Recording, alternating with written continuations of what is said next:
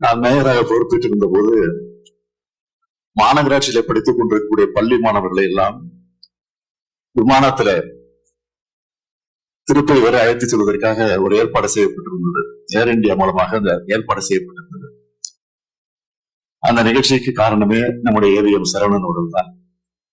அவரும் என்னோடு வந்தார்கள்.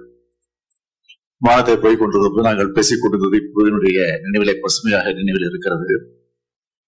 அப்போ திருட்டு பேசிடி பரவலாக பேசப்பட்டுக் கொண்டிருந்தது. அதை பற்றி நாங்கள் பேசிக் கொண்டிருந்தோம்.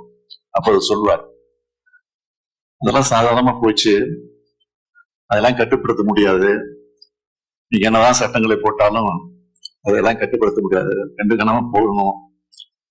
முதல்லாம் கூத்து இருந்துச்சு, நாடகம் வந்த பிறகு கூத்து மறந்து போச்சு, சினிமா வந்த பிறகு நாடகம் காணாமல் போச்சு.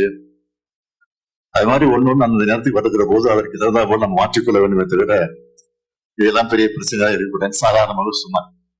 நான் அதெல்லாம் இப்ப நினைச்சு பார்க்கிறேன். காலத்துக்கு ஏற்ற மாற்றங்களை கொண்டு வர வேண்டும் என்பதில் அவர் ஆர்வம் காட்டினார். அந்த வகையில் எனக்கு அறிவுரைகள் எல்லாம் ஆலோசனைகள் எல்லாம் எடுத்து சொல்லியிருக்கிறார்.